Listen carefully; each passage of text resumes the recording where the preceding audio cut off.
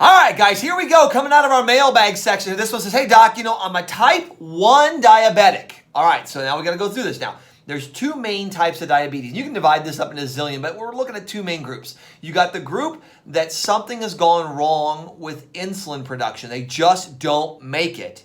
And then you got the group that they make plenty, but their blood sugar's out of control.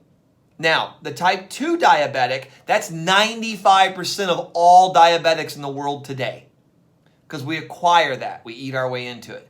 Type 1, however, it's a little different animal. We don't see as much of that anymore. But that's the group that insulin really, really helps. So here's a question. It says, Doc, I started changing my eating habits and my blood sugar started bottoming out. I've had my insulin adjusted. Is there a chance I can come off the insulin, and why is this happening? Great, great stuff. So here's the deal. One, I'm pretty sure they're going through our weight loss program that I put together. So that's why this is happening. Guys, here's the deal. Just because you're a type 1 diabetic does not mean that if you clean up your lifestyle and you get rid of your stresses, that, hey, blood sugar won't improve. Right? Somewhere along the way, we get this idea that, okay, I'm type 1 diabetic, I don't make insulin, therefore I'm going to need it forever. And I'm not saying you won't need it, but you may not need as much. And that's what's happening here. When they're asking this question, they say, look, I'm bottoming out. My blood sugar's crashing.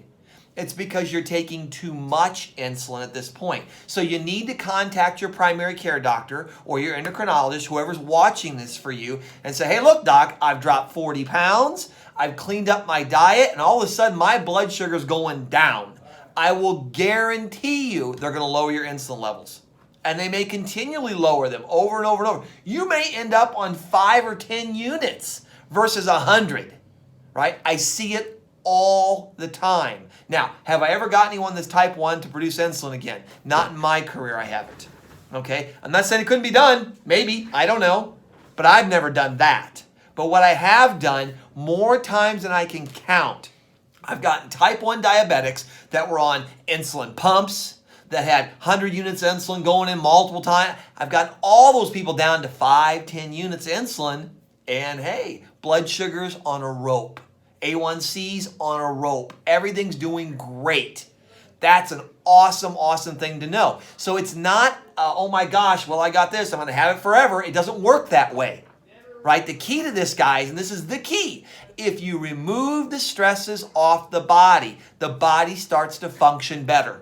And when it functions better, you feel better. And when you feel great and function great, you're all better. That's how it works. If you balance the body, it will get all better.